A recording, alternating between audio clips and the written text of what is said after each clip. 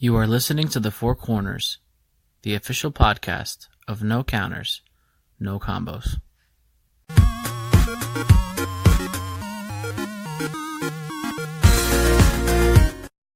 What is up, Squared Nation? Welcome back to the Four Corners podcast. I do apologize for last week's lack of episode. It's completely my fault. My equipment was not working properly, and no fault to my guest at all. But he was kind enough to join us again this week, so I want to say thank you. Pat O'Neill, the legendary Pat O'Neill himself, has joined us today. How are you? How's everything going? And what have you been up to lately, man? Everything's been pretty good for the most part. I've been doing a lot of content with Matt and Zap over at 3XG Productions, and then obviously trying to hold it down with Shenron's Lair, who's my team at the moment. I'll actually be representing them this weekend, which would be, this is recorded June 5th. So this weekend I will be representing them at the PPG Atlantic City qualifiers. So that's what, as far as Dragon Ball, that's what we're up to. As far as life, prepping for a trip to Los Angeles that has been over almost a year in the making. Nice. Next month. So I'm super excited to, get out there to the West Coast again, going to meet up with Amir Ibushi and Chris Welchie, two of my teammates from Shenron's Lair. We're going to just go and have a pretty good time. Really looking forward to it. Yeah, that sounds awesome, man. I mean, I know you're from Jersey as well as I am, so us Jersey people have to stick together. But you having outreach to the West Coast with Shenron's Lair and all that other stuff is pretty amazing. So I wish you the best of luck this weekend. I believe that's the Anime Next convention that they're doing, the Dragon Ball tournament in Atlantic City. So I definitely wish you the best of luck. Speaking of that event, is there any way you can kind of tell us what deck you're playing, or you're like keeping the spice locked up, waiting for the actual tournament? I'm playing in teams, and I'm depending on how I do in teams, I might play in singles. Straight up, I'll just tell you for singles, I'm playing Janemba if I play at all. Okay. I think it's such an autopilot deck, and I know it like the back of my hand. Like anybody who's been following me for a while knows, I've been playing Janemba arguably longer than anybody. I think the only person who's been playing it as long as I have been is Trey Faircloth.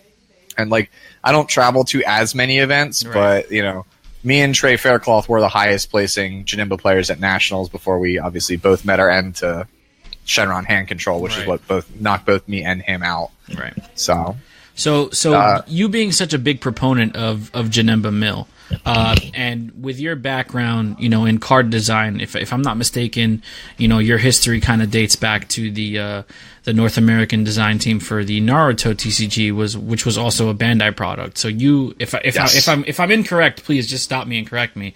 No, that is correct. Okay, so you being a card designer and seeing how Janemba is, I know everybody's always complaining about something.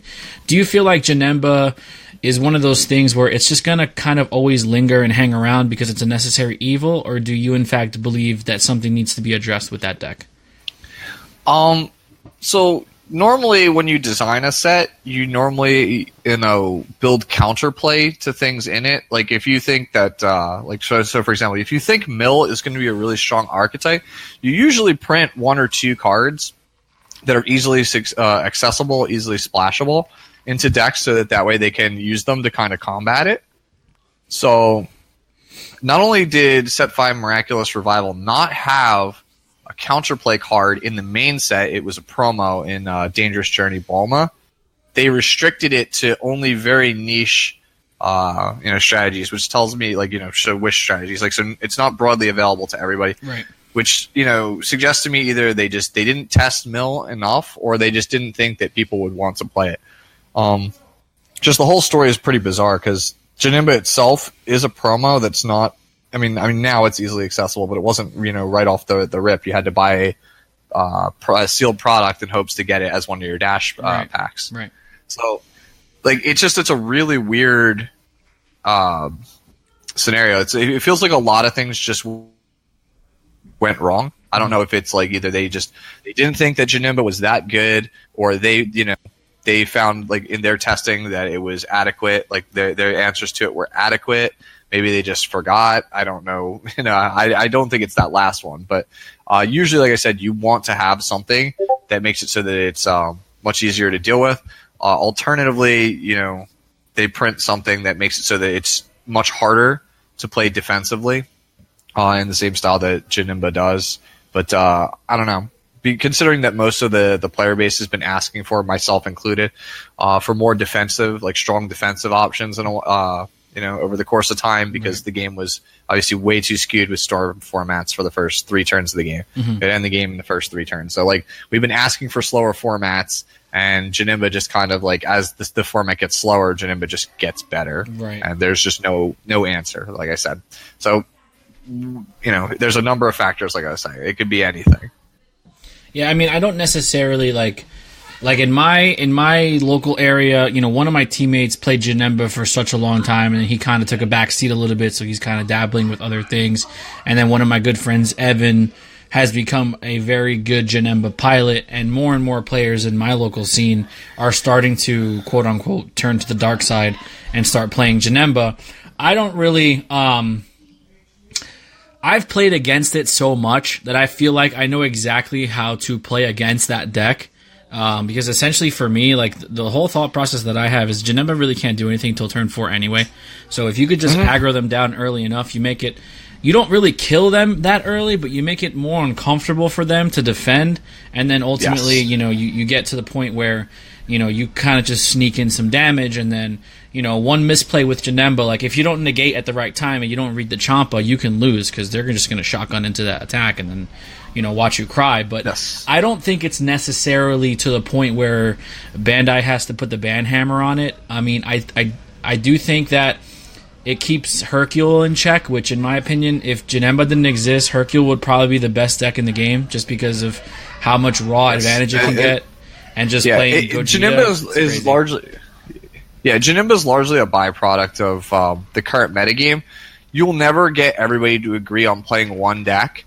So the decks that people were gravitating towards at the beginning of the format were Skillless Goku, which, while it can be aggressive, it's not as aggressive as a Storm deck. Right. And most Skillless Goku players spend the first 2 turns setting up. They're not really doing anything major until the 3rd turn of the game, which at that point, Janemba's 1 turn away from being set up himself.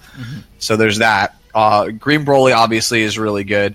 And then, against it for the most part, just in terms of like what it can do aggressively, if it gets like the God Hand, it can obviously just lay the smack down with the secret. Right. But that deck also decentivizes you from wanting to play an aggressive strategy. Like I said, it's kind of like this weird byproduct, because like the 2 other popular decks, the Green Broly deck and the Skillless, they literally just squash any attempt at trying to aggro in the first 2 turns, unless you just like flood out like Storm, where you just play like so many threats that they can't possibly remove them all. Right. So that's what it comes down to. Is it's just like every other deck in the format is actually in a good position against traditional aggro strategies that are not degenerate. So therefore, like Janemba kind of gets a pass. Right. So it's pretty much as you were saying. Like if Janemba didn't exist, yes, Hercule would step up. Again, it's just what leaders are relevant are entirely dependent on matchups and meta calls, which is why usually when I talk about for tournaments in any of my articles or videos or whatever have you, I always say like it's best to just pick the deck for the tournament you're going to. Like if you were anticipating, like this weekend when I go to PBG qualifiers, for example, I expect a lot of people to be on Janemba. So normally I would say the best deck for the tournament is the thing that beats Janemba, because you expect everybody to be on it. The problem is the things that beat Janemba were basically just banned out of the format. Right. So we have this really awkward window for about 2 weeks until the anniversary box comes out, where Janemba is the clear, like, doesn't have a real bad matchup unless you just draw bad or you play bad. So that's why I had no problem telling people what I was going to play. Like, yes, Victory Strike is probably the answer. Like, if you own a Victory Strike is probably the best thing for the tournament. Me personally, I don't own Victory Strike, and even if I did, I don't enjoy playing the deck, so I probably would not select it.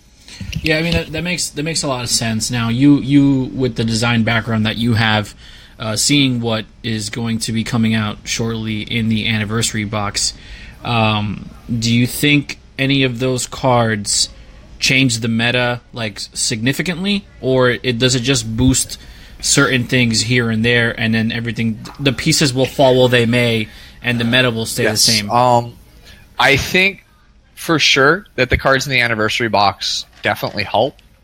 from my base testing so far. So let me see off the top of my head. So the green cards, we got the Super Saiyan Teen Gohan. Yeah. That card enables you to play green yellow Chilai. Right. Pretty effectively. Like you can use World Peace or Plea for Salvation to revive the Anniversary Box Gohan, draw 2 cards, and then immediately go into Piercing Super Saiyan to Sun Gohan, and that's free. And so now you could have, with your 4 energy open on turn 4, you have enough energy for Battering Laser. You can still Overwhelm, and you can still drop a smaller body. Right. You could even just tap out on 4 for the new Fu in the Anniversary Box, and that puts a ton of pressure on Janemba because they lose so many cards in their hand for doing anything. Like super combos don't do anything. Right. They pitch a card whenever they negate, and anything that they combo with that's not 4 or higher doesn't count. Right. So like that makes it a real chore for Janemba to combo out of a lot of things. Yes, I know that most Janembas are 4 drops and they still have the pseudo combos, but if you pair it, like I said, in tandem with either Battering or with Fu, it's very difficult to block it.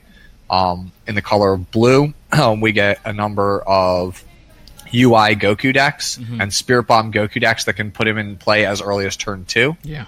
Spirit Bomb on turn 2 is very difficult for Janemba to deal with because you can't use any counters against it. And it's a sizable body earlier enough on in the game, and they don't do anything for the first 4 turns as we previously established. Right. So they have no way of dealing with it. So they're just going to keep getting smacked in the face for like a 35k double strike for the first 2 or 3 attacks. Like if your opponent goes first and you're on 1 energy and they drop Spirit Bomb on 2, that is so bad for you. Like you just are in a really terrible position. Like it's pretty much, I won't say it's an unwinnable game, but it's very difficult for you to win that game. Zamasu as a leader can drop the 10 drop into play as early as turn 4. Yeah, that's insane. That's insane.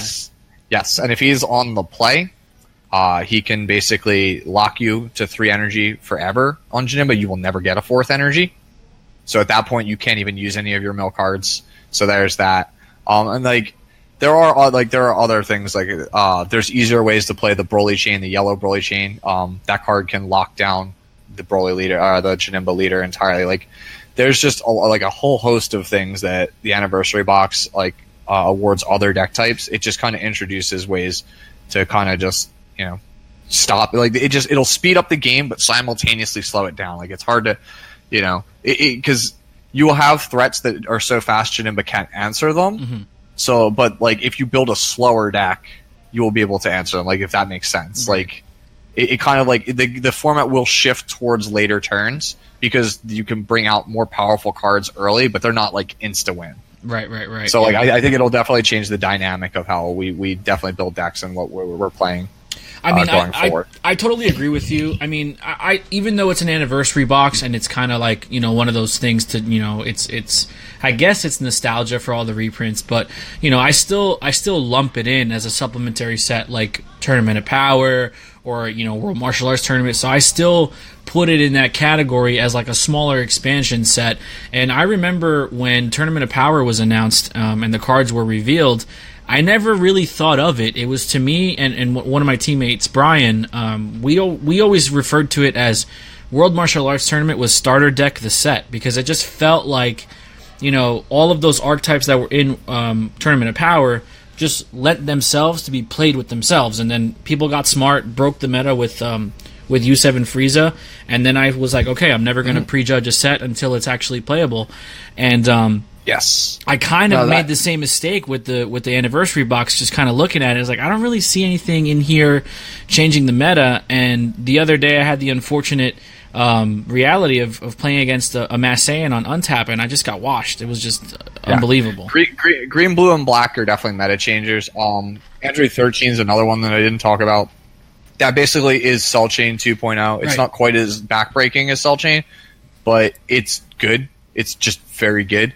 And as long as there is an Android deck that is actually not terrible, like its current state, Janemba has like a serious problem against it. Right. The only real way to win against an Android deck is to kind of have like a suicide aggro plan, like I had when I played Marquise McKinney at Nationals. Like that's the only way to approach the matchup as Janemba. You're basically dead. So, like I said, they're introducing enough deck types with the Anniversary Box that it's going to be very difficult for Janemba. You've already played against Mass Saiyan. Like Mass Saiyan, like it feels like it's counterintuitive against Janemba, but considering you now have 12 double strike effects and they're all critical. Yep. It only takes 4 swings going through for you to win the game. Right. Wouldn't surprise me if somebody built like a yellow-black Mass Saiyan deck that just plays Batarang just to stop you from negating and just pushes you in every single turn with the leader and the overwhelm card. So, they're just as the card pool gets larger, Janemba should in theory get worse because there are more answers to it. That makes a lot of sense. I mean, I can definitely see that happen. I still think Janemba will always be a solid pick because, you know, turning your leader sideways and putting your opponent on a clock seems pretty effective as an alternative win con, you know, in combination with your actual main deck cards. So that seems to me like it's always going to be relevant. But it would be nice to see it not like neutered, but at least a little depowered. Because as a player, you know, I do like the different variety in the meta. You know, it feels refreshing. You know, it feels a little better. You know, when Super Shenron first got like kind of announced that it was going to get ruined essentially, a lot of players like started playing different things. You know, there was a lot more Broly, there was a lot of skillless variants. You know, there was stuff. You know, the BR Gogeta stuff is pretty good. So I was happy to see that.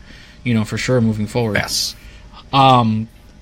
So with the anniversary set coming out, we kind of went over a couple things. Now, as a former designer or card designer, do you feel like Bandai is moving in the right direction to the point where this game will survive, or yes, are they hurting themselves? I definitely think they do. When this game first came out, I was like, okay, the first set's pretty good. They have answers and things with yellow. They just need to open up and give cards that are like yellow to other colors. It doesn't have to be all of them, but like then we'll be in good shape. Set 2 didn't really do that, and I was like, okay, it's fine. Like, you know, it'll probably open up at some point. I met with the designers at ARG Hartford back when the very first ARG regional. Got to talk to them at length for about an hour to an hour and a half. Talk to them about like various different things. I tried to implore to their translator, Ken, who many of you guys have probably met, like, these are the mistakes that I made when I worked on Naruto. These are the mistakes that I've seen the previous designers make on that game. These are, and all this stuff. Like, do not make these mistakes. Like, here you go. And like, I tried to impart as much as I could to them. And then lo and behold, Crossworlds like comes out like 5 months after that discussion, or like 4 months. Like, it was basically, they were still designing Crossworlds when I spoke to them. Because remember, there was a huge gap between Union Force and Crossworlds. Oh, yeah. And it was like, it felt like everything that I had said didn't matter, and they did everything wrong that, like, that all the things I warned them about, it felt like they did all of that. So I was like, oh, man. So at that point, when I had seen Crossworlds and I had read Shigesh and realized all the stupid things you could do, I was like, okay, they basically made Conqueror Tactician, which is a card that was basically immediately restricted to 1, because if it was not, it would just break the game. So I was like, okay, they made Conqueror Tactician, like, how bad could it get? And if they're going to continue on this course, I'll give the game 8 sets. So here we are with roughly, at this point, we have 6 sets plus 3 supplemental, which is 9. So we are basically about where I thought we would be when the game died, and it hasn't. And when I see products like, for the most part, set 6, and the anniversary box, I feel pretty optimistic about the game and its future, because it feels like, it's like, you know how like you have like a kid and you tell them like, hey, don't do that. I speak from experience, like, don't do that. I'm not saying Bandai is like a child, but you know, you tell somebody, don't do that, it's bad, here's why, I speak from experience, and they don't listen, and then they go off and do it anyway. Like, that's kind of what Bandai did, and now they're just like, oh, okay, so that was a mistake. Okay, we won't do that again. And so it's like you have to let them put their hand on the hot stove, right, and get burnt to realize that's bad, and then they pull it back. So I think they are finally starting to get it. And I mean, and they do read things. You know, I talk to AAA every once in a while. And he lets me know sometimes, like, hey, yeah, they do read stuff, and like I, you know, relay stuff to them when I talk to them. Like, they're not blind, so like they definitely see what people want, and they are starting to move towards that direction. the anniversary box has got me more excited to play the game than I've been in the last like 3 months. Just there's a lot you can do with it, and like that's the kind of design that I wanted to see all along. I mean, where like there's still, a couple more cards like the new cooler, the 3-drop cooler. Right. I'd love to see more cards like that in other colors.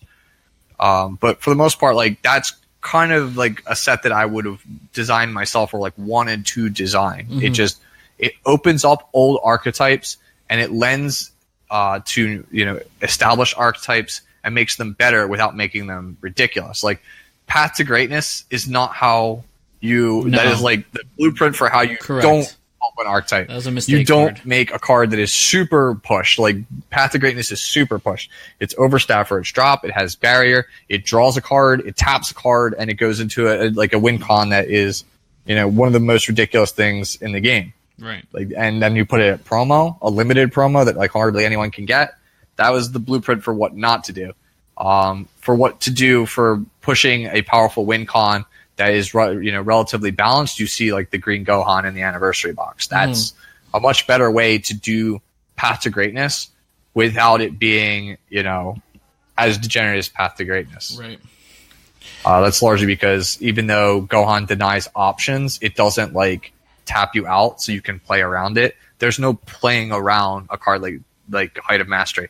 There's very like limited ways you can play around that. There's very limited ways you can play around Victory Strike. Yeah, so, for the most. I completely agree with you. When Path got printed and like I read the card, I was like, oh, this is going to be very fun playing against this card. At that time too, they're really like there still aren't, but there's just not a lot of answers to barrier. Like and on top of that, 19K barrier.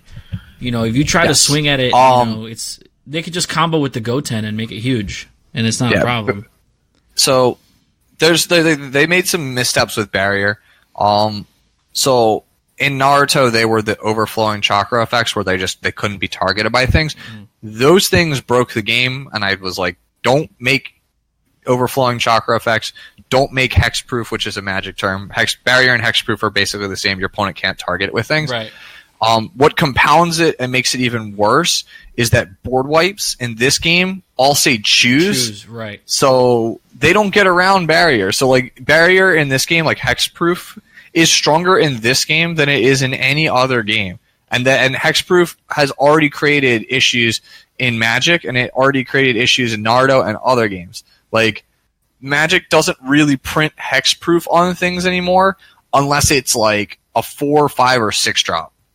And it's usually just like that's all it has. It's like it's a 4 mana hexproof with no other effect.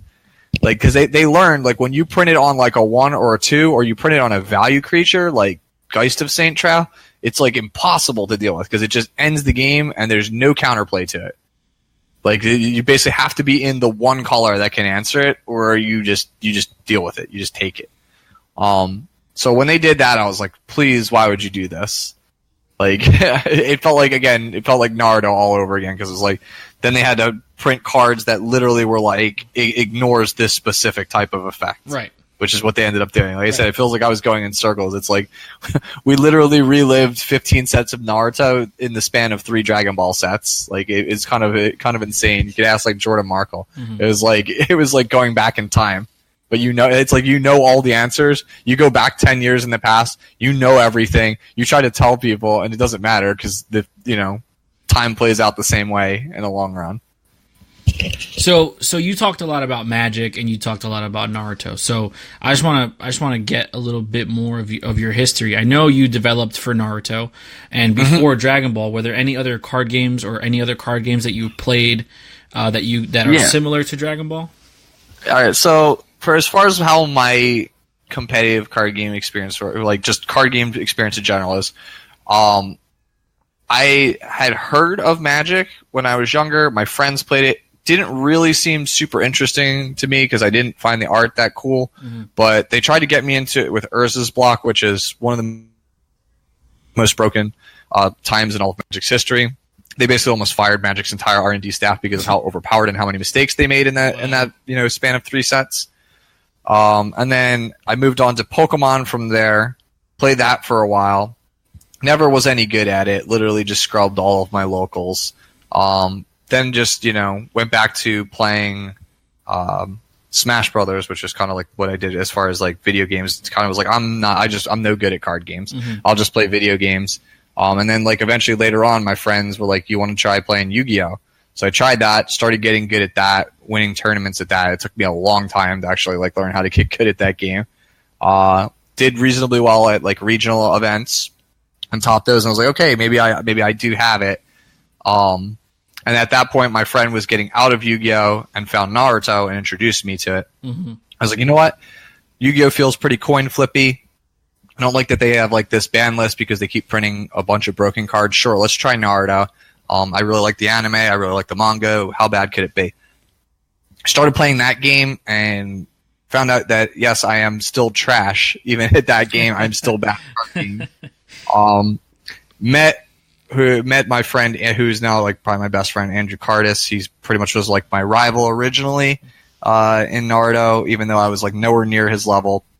But we got along at some point, and he just kind of like took me under his wing. I was like, look, I'm gonna teach you how to get good, and then just started to explain to me the basics of like card theory, card advantage, like all the things that like now seem like commonplace. Like I just didn't know them. Right. I mean, now with like the internet, like where we are now, like back then, it's like Alex Blandon, who's another Naruto personality. He used to work for ARG. Says like that was like the TCG Wild Wild West. Like not everybody knew everything unless you came from Magic. Right. But like so like all that stuff is like common knowledge now. Like card advantage, those concepts, like field advantage, when you have it, like all different types of advantages and things like that. We take that all for granted now, but like back then it's like not super obvious to somebody even like me. So yeah, he took me under his wing, got me on his team, met a bunch of the, Josh Liu and a bunch of other people on the team. And like it really started to elevate my game, playing as many games as I could every week, going to all different kinds of locals, just trying to level up. And eventually I got pretty decent at it. Not like amazing. Like Ryan Severin was like way better than I was at Naruto. But yeah, like I got pretty decent at it, and it got me to the point where I was actually like, I was winning, Chunins, which are like small regional events. I was like winning those, and I was like topping Jonins. And then eventually I topped, the Sonin, which is basically like nationals. I got top 8. I beat Eon Hill, in top 16 to move on to top 8, where I lost to Tom Veazey, who you may know, guys. Some of you guys may know him from Force of Will. Mm-hmm. So I lost to him. And at that point, like I felt like I had done a decent amount. Like, I had come a pretty long way from being an absolute scrub. Mm-hmm. And I was like, all right, so how bad is it? And at the time, Andrew had been pulled aside by Andy, who is one of the Naruto designers, to work on like a secret project. Little did I know it was like the crossover format between Dragon Ball and Naruto. Like because I used to have the old like it was like 2007 or whatever card game. Yeah, that was basically just a template of Naruto with like slightly changed mechanics. Right. I believe it was Alex Bykov who ran that game. Yeah, so at that point, like I had done reasonably well. The game was in a bad spot because the designers that they did have on Naruto just like completely broke the game.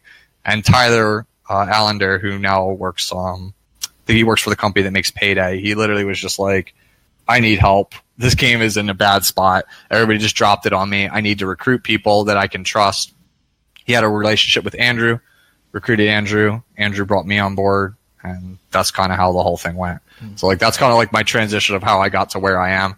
And then I spent the next like year and a half or so trying to make Naruto not terrible, because it was when I like first signed on, it was probably at the lowest point it had been in a long time.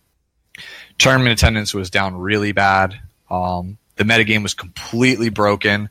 No Hand Water was super dominant and was probably, you talk to anybody who played Naruto, it's one of the most broken decks in the game's entire history, because it's basically like, imagine if you could play any card at all times that you had in your deck, as long as you have no cards in your hand, which sounds counterintuitive. Also, your entire board is barrier, and there's no way to interact with it.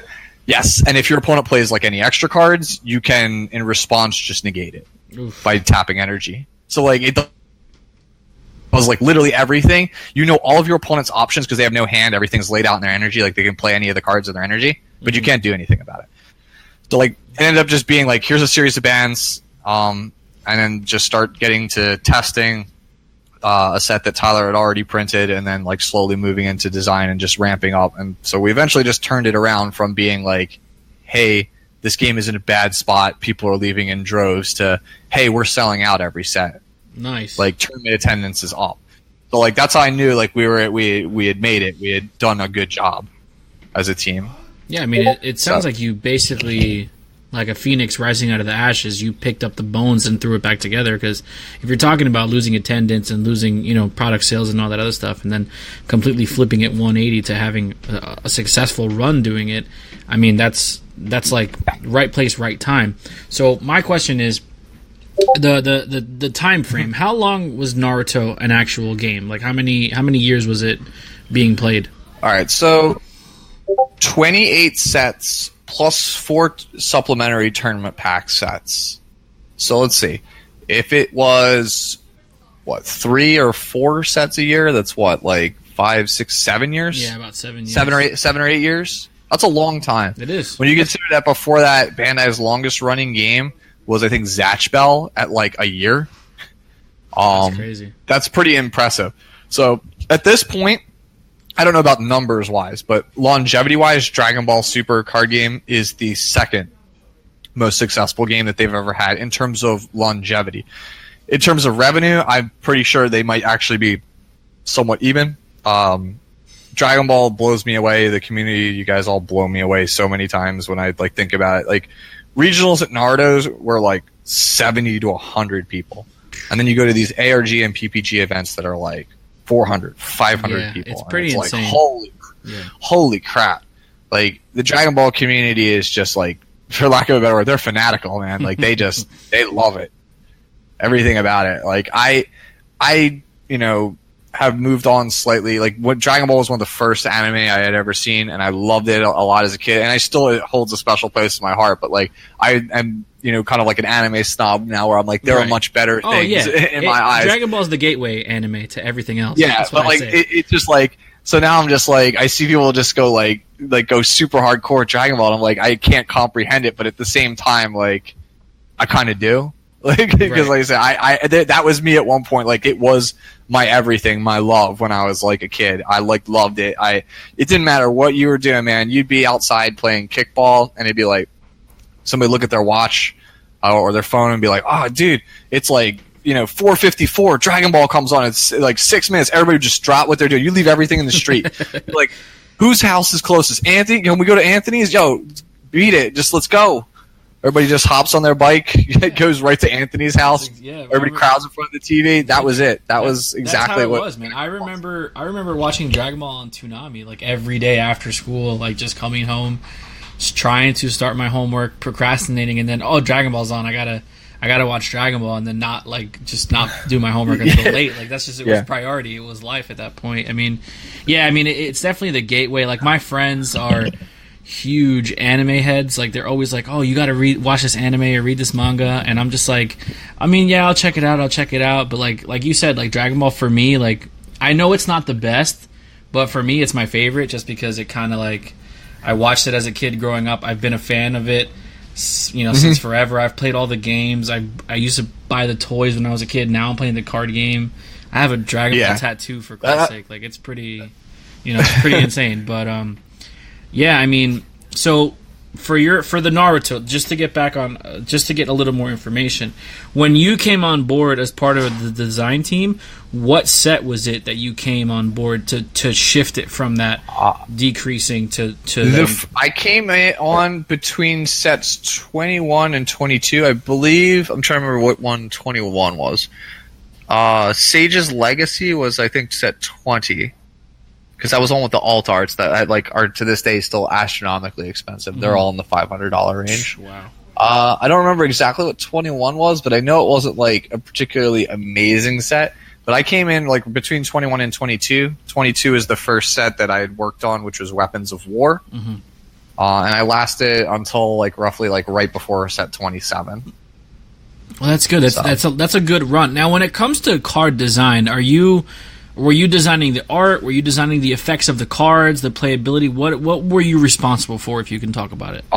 So I was responsible for helping design a section of the cards, as well as like testing them and making sure that they were worded correctly, and like just making sure that the overall balance of them was good. They weren't like broken, they weren't like underpowered, things like that. But yeah, like a large chunk of like the cards were handled between me and Andrew. Andrew did a lot more than I did because he's had more experience with it than I have. But like, if you played Naruto between sets 22 and like 26 or 27, like a large chunk of wind is my card. Like my cards. If you played like any Sakura card that was printed in that time frame, I made that card. Like there's almost 100% chance that that's the case. Puppets were for the large part me. I mean, Andy tweaked some of them so they weren't like that, that good. I was like a little annoyed about that because like again, it's like it is still a group effort. Right. You could make something and like absolutely just like have somebody change it, and like because I remember Andrew made an Uchiha Madara and it was like really powerful in testing, and like I was like, yo, I need it changed. Like it's too powerful. Like we just nothing can beat it in the testing room.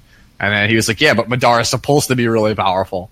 Right. And then we all unanimously agreed to change it, and then like it wasn't as good. So yeah, so like I said, there are some hiccups and like things you learn in designing, but like yeah, for the most part that was my life for like I would work my 9 to 5 and then I would log in to Skype and we would all get into like a video chat and just start hashing it out with PDFs and everything.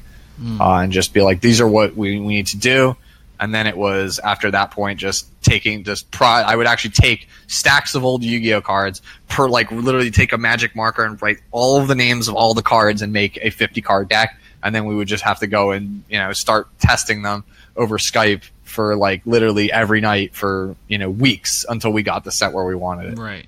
Yeah. It seems like a lot of hard work that's put into it. And it's cool that you're able to like, or that we're able to talk to you about it because there's a lot of things that go into putting a card game together. I'm sure it's more than just art and this and that. Yes, it's a lot more us as players, we don't really get to experience that because we're just enjoying the product that they're putting out for us. And of course, when something goes wrong, we're the first ones to complain. But I guess in a way, we're not really like appreciating the hard work that goes into it. So it's nice that you're able to shed some light on it, because I'm sure these guys are working their tails off too. Yeah. See, the other thing is like, you guys, like you're saying, you don't see all that stuff, but the other thing is like, there are things that they don't see as well, or they might make a mistake and like it just ends up completely ruining the game. Like for example, Sasuke Uchiha Solo Attitude is probably our biggest flub as a design team when we design the cards, because when we made the card, right, we were like, it needs to be like you have to hit a certain number of points. Like Viz would be like, you need this in the set, you need that. Like every set has to have a Naruto, a Sasuke, a Kakashi, a Sakura. Like you have to have it. Like I'm sure you noticed this with Dragon Ball. Like it feels like every set must have a Goku leader. Yes, 100%. Like that's probably something that the licensor has imparted upon them, like, or it's some kind of higher up rule. Like every set must have a Goku leader. That's probably something like that they have to have. Right. So like in that set in particular, like we needed a Sasuke, and we had the artwork laying around for a Genin one, so we made it, and we're like, we need a Genin Sasuke effect. So like it has to be like an early drop, like a 1 or 2 drop. What does it do? And so it was either me or Andrew, I can't remember who proposed it, but it was like, we want to just make it Sasuke individual play, but not horrible. So that was like an iconic super from the first set, and it was garbage, but it was really cool looking. It was the first time you could get a super rare Sasuke. So we're like, we're going to just make that exact effect with slightly better stats, ship it. Unfortunately, and we tested it like that, and it was completely unplayable, just shifted off to the side. And then, unfortunately, we forgot when it came up to the PDF. I don't know if nobody caught it when we did our run-through, our final, run-through for the PDF, or, maybe somebody changed it on the final PDF. I don't know what the reasoning is. Valid was not on the card. So valid means that if the card doesn't have the effect, if it's an injured status. So, like, it will, think of it this way. Like, cards have to take damage twice in Naruto to get them off the board. Okay. They stand vertically, and they have their normal stats, and then if they take a damage or they lose, you block with and they lose combat, they turn sideways and they have completely different stats. So that's the injured status. So if a card is valid, that means that all of its effects work whether it's horizontal or vertical. Okay. Now, if a card doesn't have valid, it only works when it's vertical. Okay. So we printed the Sasuke where he just couldn't be teamed up with other ninjas as long as he was, he just couldn't be teamed up with other ninjas. But he had insane stats. So the whole point was like, he's insane, but you have to keep him by himself. And then, when he gets injured, he would still be useless because he couldn't join anything. Unfortunately, like we forgot that effect. So it's like once he gets injured, he can still join teams, and he can now all of a sudden join teams, and he still has ridiculous stats. I see. So like he was unplayable in our testing, but because we forgot that one word, he literally was like, okay, not only is he the best turn one play you can make, his drawback isn't even irrelevant because like after like the second turn you just block with him, and now you can add him to the teams of the guys you are playing. So he literally went from being a joke card in testing to we made a mistake and he completely ruined like a whole format, and he became arguably the best turn one play ever. That's crazy. Yeah, so that can happen, and like I'm sure like there are things that have slipped through the cracks for multiple reasons. Like multiple designers don't always see eye to eye. See the Madara example that I gave you, or like even Andy. Like I thought a card was too strong, so I might change it, or I thought a card might be too weak, and I might change it in the final PDF. And not everybody on the team might be aware of it. Like that happens. That has happened. You don't like to admit it, but that can happen. So like, maybe Broly wasn't as strong. I'm using Broly as an example in testing. Right. But they were okay with where its power level was. And then somebody changed it at the last moment. Okay. One of the designers was like, I want Broly to be really good. And they changed it. And there just wasn't enough time and it went off to the printer. So like those things happen. So I see. Oh, okay. So yeah, I mean, it's of course, it's a lot of moving pieces to get everything settled. Yes. But from what it sounds like, you enjoyed the hard work in designing, from what it sounds like. And if for some reason you were presented the opportunity to do it again, but now for the Dragon Ball TCG, would that be something that you would do moving forward? Yeah. I mean, I tried to in set 2 and I extended the hand, but like it's a little bit different though, because like I said, they're not Bandai CGNA, which is what made Naruto. That was a North American based card game, faction of Bandai. Right. Like it was a smaller part of Bandai based out of, Southern California, I believe. Might be Southern. I'm not exactly sure where in Cali it was, but like it was based out of Cali. So, they had a U.S. hub. There were people you could talk to in the office. So there were, but with this game seems like it is developed entirely in Japan with a different group of people. So I don't know what their inner workings are or how they want to do things. I mean, I have to assume that like the game is their baby. They want to do it in-house to the best that they can. And if they don't, like I said, they're still learning. So it's like they want to keep it, all to themselves. Like no reason to open it up. Yeah, that's how at least I assume that they are treating the game. But yeah, like if I was offered the chance, I would definitely do it. Yeah, I mean, from what you said about it being their baby, I mean, I have like the biggest hunch in the world that this game was intended to just be made, quick off of the heels of the popularity of the anime. Oh yeah, I really don't think they understood what they had on their hands. Because it shows. It shows in the design pattern, like you said. Set 1 and 2 were okay, and then Colossal Warfare, not Colossal Warfare, Crossworlds just came out of nowhere and was like, whoa, what is going on here? So it definitely shows that they didn't really plan a longevity of the game, but, like you said, the community itself, I've been playing since Set 1, and I still have fun playing this game. I try to play once or twice a week on a local level. I don't really go to that many big events very often, but when I do, it's obviously all business. But for the most part, casual Dragon Ball is very, very fun for me still, so I enjoy it a lot. Yes. It is for like a lot of people, especially at my locals. I have people who still come into my locals like rocking Captain Ginyu Leader. Yeah. He plays mono red Captain Ginyu, and it's like really cool to see that. So yeah, like casually the game is great, and like that's honestly what it feels like when I look at the cards. What it feels like for these designers, because like they didn't think, still don't think they grasped, especially with the new regional situation, just how big this game is and how big the U.S. is in general. Because like it just felt like for a while it was, let's just make sweet cards and just print it, and they just never thought it would be this big. So So like they have like a lot to catch up on. Like I don't know if they were like woefully understaffed, under equipped or whatever have you, but like it just started out as like we should just make sweet cards because we have the license, we want to make a card game, we can do it, it'll be fun. So because like you guys have seen the designers, if you guys have met them at Nationals, like they're all relatively young, they're probably all like late 20s, early 30s, right? So like they probably were just like, we want to make a game that we can have fun playing with, and if it just happens to do all right, that's fine. Because I mean that's generally what it's like for Bandai card games, because almost every Bandai card game has just tanked, like absolutely tanked. Like I'm pretty sure they made Digimon. That game just that game died. was awful. That game was terrible. It was awful. That game died. Like Zatch Bell. Like Andrew always like talks about how his fond memories of playing it, but that game lasted like 3 sets. I think they had a Power Ranger card game for a while. Power Ranger card game. Yeah, Tyler ended up having a hand in that. My former boss, and like that game lasted like 3 sets and was only sold at Target. Dead. Yeah. Like Resident Evil was a game that they made. That game was phenomenal. Lasted 5 sets, which is actually pretty good. But like in the long run, that's still like a year and a half. Dead. Yeah. So like Bandai does not have this long track record of games. I think so when they made this game, they're probably like, we'll do like what, 2 sets, right? And it'll just be a flop. But like, hey, we gave it our best. So like for this to to take off, it kind of for them it must feel like lightning striking. Yeah, I think it also helps that they have probably one of the most recognizable IPs.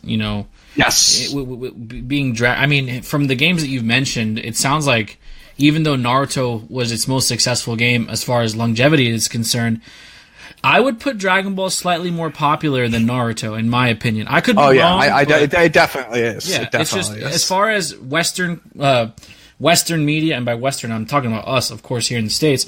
In North America, in the United States, Dragon Ball is leaps and bounds more popular than Naruto. Naruto still has a big following, but Dragon Ball is just way bigger, and it's been bigger for a very long time. I think Dragon Ball debuted in Japan in the 80s, and it came over here in the early 90s. So you're talking, 20 years of drag. Like it's been around for a long time. So I think like they caught lightning in a bottle and they just ran with it, and now it's this big, huge, colossal, machine that's just moving. I mean, and this all goes back to what I was saying earlier. Like it feels like they're still learning as they go along, and like that's fine. Like I have no problems with that.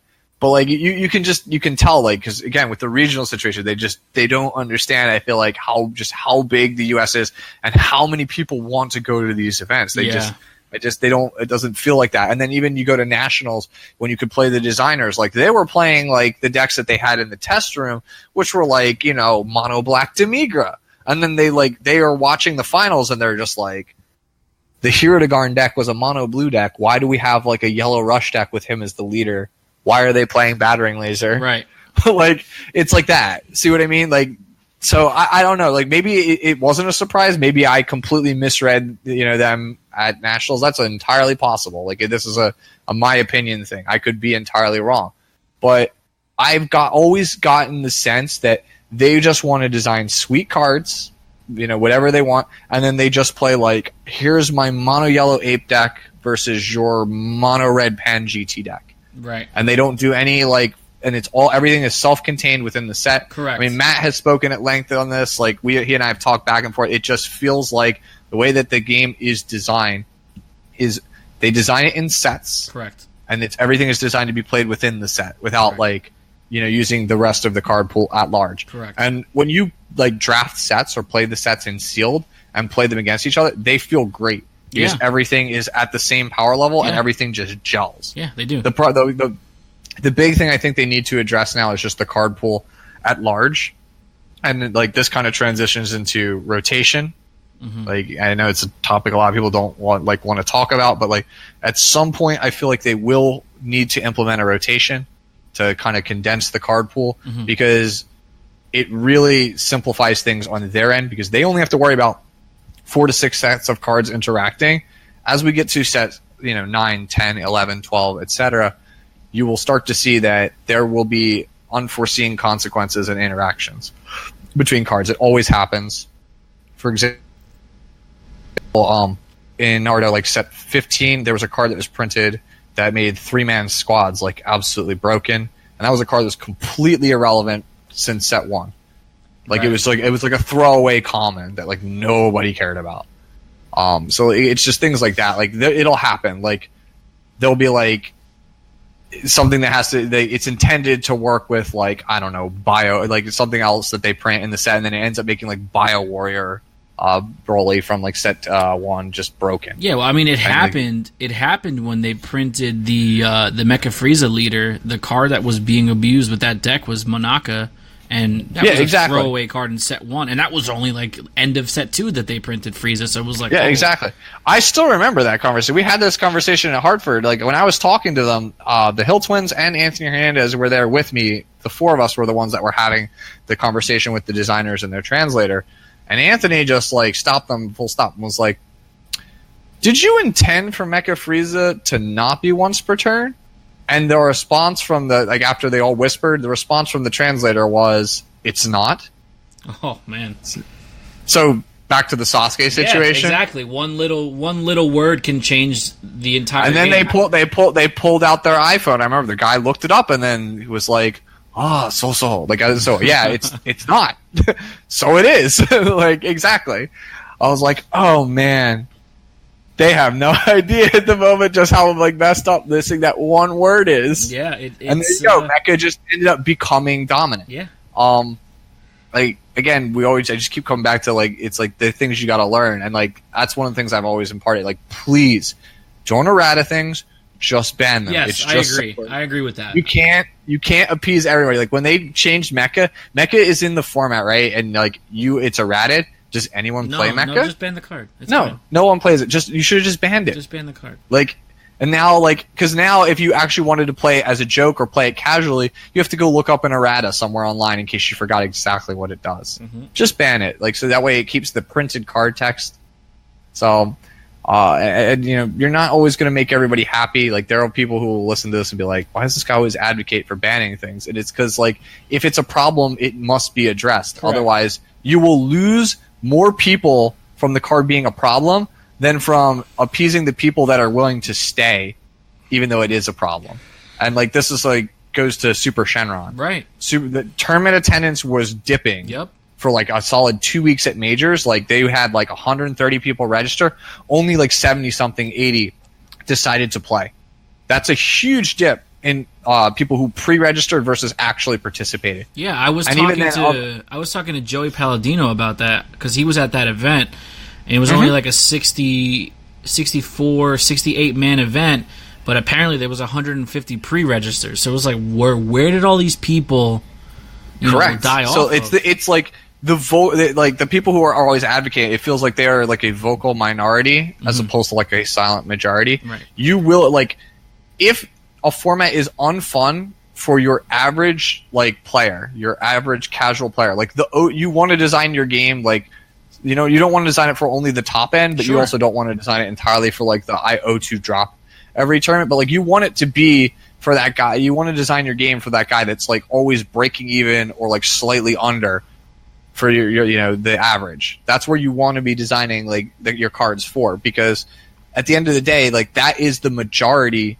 of who is playing your game. And if they're not having fun with it, I don't care like who you are. Like you could be Anthony Hernandez. Like it's nobody's going to play your game unless you cater towards the average everyday person. Like they have to find it fun and enjoyable and want to actually spend money on your game and enjoy it. Yeah. If it's not fun for the average guy at your local, then you don't have a game anymore, because that's the bulk of people. You're 100% on point. I mean, I stress from day one, you know, that the game lives and dies with its player base, and us as players, it's our job to continue to play. But the problem is, for every set that comes out, you want to attract new players. And if you're making super broken decks like Super Shenron or even Hirudegarn Storm, and you're sitting against somebody across the table who's never played before, they're gonna get washed on turn 3 and be like, "I'm not playing this game. Like, there's no way I'm gonna play this game." Yeah. The tail end of set 3 with Shigesh, with apes and veggies and stuff into Storm in set 4, that completely killed off my old local. None of those players play anymore.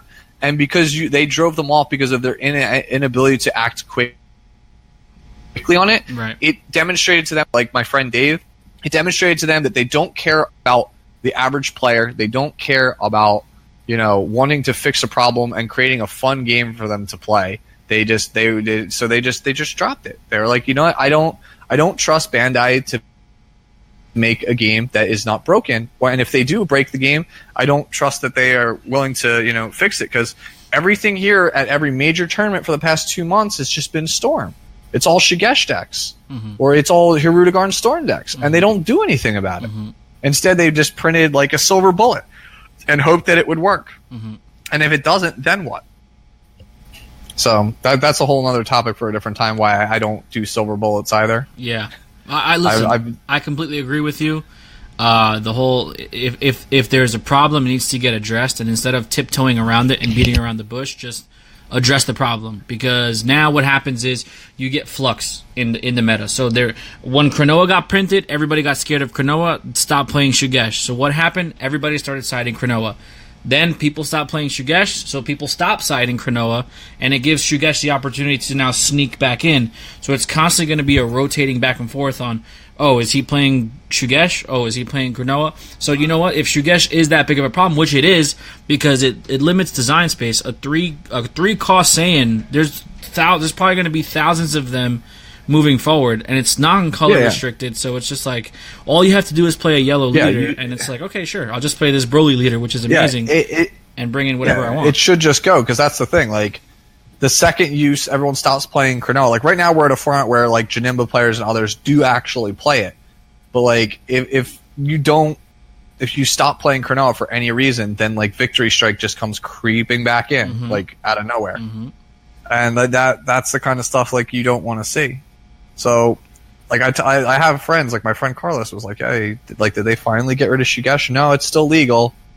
Like that, he's like, that's why he doesn't want to come back to the game. Like, you can't appease everybody. You can't. So like the people who want to play your game, they want to see that you're willing to take action on things. When you make a mistake, they want to see that you're willing to own up to it, rather than just let it rock and be like, it's it's as is. Like, we didn't think it was that big of a deal.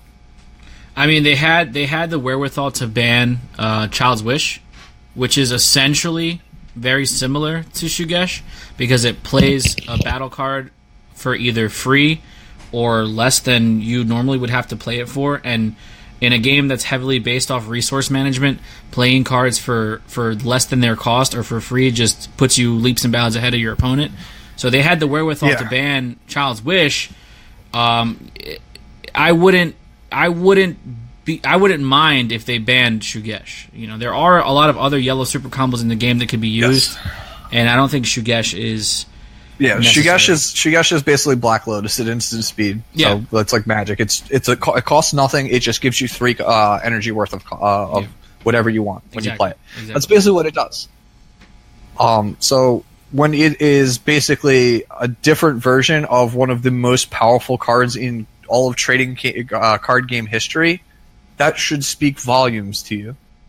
Like, that's why Child's Wish needs to go. That's why eventually I would think when we get to a point where defensive measures are better and the game starts to slow down like an extra turn from where it is now, will be the next target. World Peace or like Plea for Salvation.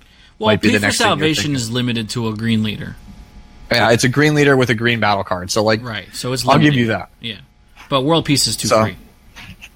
Exactly. And then you can ramp to 7 energy and World Peace in Gogeta. Like, that's nuts. Yes, you can get Gogeta Hero Revived down in the current meta on turn 3 with World Peace. That's insane. If you guys who are listening want to know how it's done, Objection on 2, World Peace for free on 3, so you can revive Whis, Resting Attendant, which you comboed on the first turn of the game to defend your life. That gives you 5 energy, and then you just Union Patara. Or Union Fusion, I'm sorry. That's how you do it. That's big brain. So, that is big brain. So that's exactly. Like that. I don't know if that's an interaction they anticipated. Like, that interaction is being held back right now by Broly. If Green Broly, if everyone just agreed to not play Green Broly, that would be a deck that would rise tremendously in popularity, and that would cause Janemba to go way down. Yeah, because that's essentially how you beat Janemba, is killing them without them getting. Yeah, no, it's all metagaming. Yep. It's all metagaming. Yep. If everybody wanted to go Janemba and you knew you could guarantee that every single person in the room was on Janemba, you could just go Lord Slug or Mono Blue Shenron, and you would just wreck them. Mm-hmm. But because there's always going to be people who refuse to play Janemba and are willing to play, another deck that is reasonably good, they will be on either Skillless or Yellow Broly or Green Broly, and that means if you run into them at all, which will roughly be about a third of players, you will lose.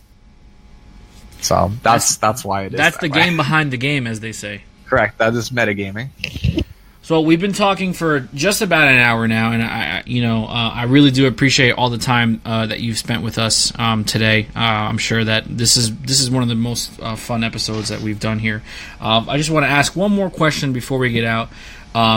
The multicolored cards have just kind of been introduced to us with the new expansion set, but I know that sets 7 through 9, titled by their block, of course, the Unity block, is going to focus heavily on multicolored cards. Now, this game is only about 2 or 3 years old. Do you think multicolor right now is still a little too early for where the game is at? I'm not sure. The way that they're handling it, if every card has energy exhaust like the ones we have, and our one costs 10Ks regardless of what drop they are, I think that's pretty balanced. Like if you have enough restrictions on 2-color sources, so like in this case, they're all one cost 10Ks and have energy exhaust, I think that is enough of a detriment where you could realistically play 3 colors and it wouldn't hinder you that bad. Because like right now, you can only really play 2 colors. Like you can only play red, green, and blue, yellow because the card pool is just not deep enough to support 3 colors. Right. I assume that we will be moving towards 3 colors if this is done the way I think it's going to be done in 7 through 9. Because if all of them are like that, where it's like the energy exhaust that are one cost 10Ks as a restrictor, you could very easily have a lot of 3-color decks that are consistent but have enough drawbacks where single and dual color decks can still thrive in the environment as well. Because if they're not like that, like we have dual color cards that don't come into play in rest mode and don't have the combo, the drawback would be the one cost 10K combo. What you'll end up seeing is what you see a lot in Magic, where when fetch lands and shock lands are legal in a format, you have a lot of 4 and 5 color decks. Right. So if they don't do it correctly, what will end up happening in this is it will have been too early because they didn't do it correctly, and we'll just be seeing a bunch of 3 and 4 color decks that are absolutely snapped because they can just play all the best interactions in the game. Right.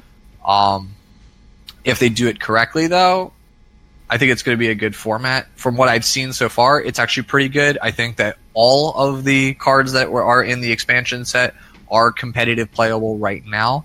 I don't think Blue Yellow Janemba is quite as good as Mono Blue, but it is definitely very good, and it's actually pretty good in the mirror as well. It's actually really, really good in the mirror. And then the red green cards are actually really, really powerful. Yes. As well. I don't really want to give that away because that's probably something that you will see from me this weekend. Okay. Well, with that being said, any shout outs or anybody that you want to say what's up to before we wrap it up here? As always, thank you to Shenron's Lair, my team, Marcus Cantarsi, our wonderful captain, as well as all of the members of our team, Trey Faircloth, Jose Mercado, Amir Ibushi, Chris Welchie, Tim Palacios, Joey Palladino as well from Crossworld TCG. Love you guys so much. And then also my bros over at 3XG Productions, which would be Frisco Foz, Matthew Combs, Richard Zapp, Danny Wynn, and Corbin.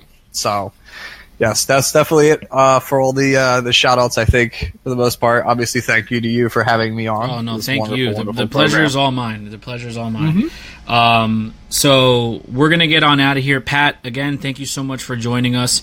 Anytime you want to come on and talk design or talk future of the game, just hit me up. You're more than welcome to come on whenever. It's been a pleasure.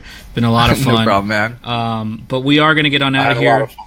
For those of you listening, thank you again for all the support. If you need to, for some reason, you need to contact Pat or pick his brain because the guy's a genius, you can find him on YouTube. Not as much as he used to, but his YouTube channel's name is Tsukiyomi, and he's part of the 3XG production staff as well as Shenron's Lair. So he's pumping out articles and stuff like that. Yes, so. I as far as in regards to YouTube, because I'll always get that question. Yeah. Most of my content is now based with 3xG. Right. Like if I'm just doing the content with them. If I do pick it back up like by request, it's largely going to be the set reviews and draft reviews going forward for Dragon Ball. I might branch into other stuff as far as like maybe Let's Plays for games who people really want to see that kind of stuff. I don't know. You could always just message me on Facebook or Discord. My ears are always open. So, Sounds good. Thank you again, good. guys. So we're not going to keep you any longer. It's late here on the East Coast. I'm starving, so I'm going to go grab something to eat. But thank you again. For those of you listening, again, thanks for the support. And we'll see you again next week. Be there or be squared.